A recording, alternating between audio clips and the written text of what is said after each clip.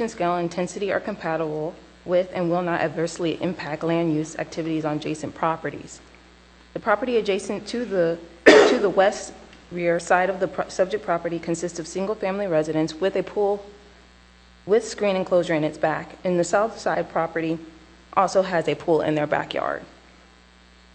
The applicant has also reviewed proper use of mitigation techniques. They intend to remove the shed, an existing pool located in the rear of the property. The existing 6-foot fence surrounding the lot will remain. The concrete will be removed and replaced with pavers to assist with water management. The applicant will plant additional fast-growing plants and shrubs along the fence. Ground coverings may be planted in the drainage easement to help with water runoff. Protection of the environmentally sensitive areas. The proposed deviation is not necessary to conserve and protect the environmentally sensitive areas. Only minimum deviation granted.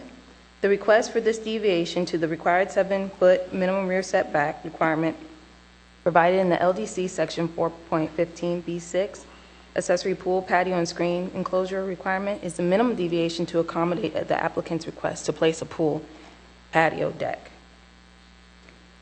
Open space and other facilities, the applicant will meet the requirement of the minimum requirement of the 25% open space requirement. Existing non-conforming uses of the property. There are no non-conforming situations on the neighboring properties or districts were considered during the review of the proposed deviation. It is recommended that the LPA approve the 2-foot 29% deviation to the required 7-foot minimum rear setback requirement of LDC section 4.15B6 accessory pool, patio, and screen enclosure requirements to allow the construction of a pool coping and patio decking with a minimum setback of 5 feet with the following conditions. The applicant shall remove the existing shed prior to the building permit approval of the swimming pool. The LPA has the following options.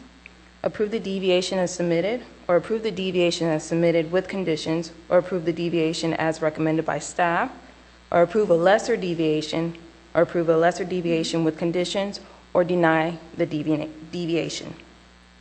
This concludes staff's presentation, and I'm available for questions. Thank you. Are there questions of staff? Madam Chair. Mr. Pollack. What's the significance in the recommendation to remove the shed? Was the shed a problem? Why is that even showing up on here? I don't understand where the shed comes into, why the shed's even on any of this. Well, the shed was originally, it was in the setback, so that would automatically need to be removed because it was not, it's in the 5-foot drainage easement. So that's it will give more open space because the shed will be removed from the area. I'm sorry. And also when we're looking at deviations, we look at the entire property to see if there's anything on the property that's non-conforming. And as Ms. Bradley mentioned, the shed was one of those items that were on the property that needed to come into compliance. So they could either remove it or place it within the required setback. And so they have, from my understanding now tonight, that you all have removed the shed. So the shed is removed. Okay. Are there any other questions of staff? Okay, this is not a public comment item, public meeting item, so what's the board's pleasure? Madam Chair, Mr. Sheridan? I'd like to make a motion to approve deviation at 402 Valencia Circle. Is there a second? Second. Mr. Lopez? Is there any discussion? Okay, all those in favor say aye. Aye. Opposed? Motion carries. Good luck with your project. Thank you. Enjoy the pool.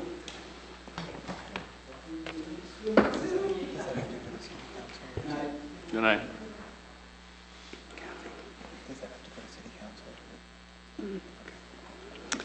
Then we don't have any public hearing items tonight. There are no discussion items on the agenda. Does anyone have any item we need to discuss? One thing I would ask, Patty was nice enough to give us a copy of this approval process, the LDC approval process. This appears to be the one that was attached to the ordinance when we reviewed it back in the fall. Do you have a final one, Deborah, that shows how it ended up when council approved it? That one is the city council table. So that one actually went to city council.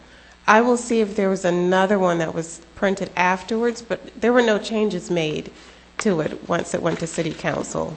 Well, there is someone here for a hearing officer to approve or be a recommending, and my understanding was they got rid of the hearing officer altogether. What's the title where it says the hearing officer? What is it, the green? You'll see Yes. like the different The versions. proposed process. Okay, so the last process, which is the orange, is going to be the final. So the hearing officer should not be listed on there. Okay, so the orange is the final. Yes. The hearing officer is listed on there, though, for number 63, appeal to the appeal of LUA. And that is still today's process. So that is the accurate process. So there That's is the a- only role that they have. They don't have any roles of reviewing any other application except for appeals. So that's the final. Oh, I was under the impression that that was removed. That never was removed? No, not the appeals. Okay. The appeals is in today's code, which was adopted with that item. Oh, okay. Thank you for clarifying that. You're welcome.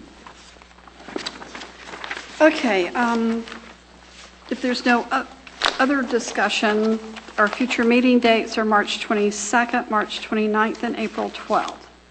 The 22nd got canceled. Oh, that's right, I'm sorry, it does say canceled. So the 29th and April 12th. Do we know for sure then that we're having meetings on those days? We know for sure there's going to be a meeting on the 29th. I'm not sure about April 12th. Okay. If there's nothing further, do we have a motion to adjourn?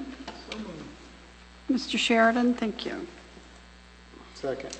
Mr. Pollock, all those in favor say aye. All right. Opposed? We stand adjourned.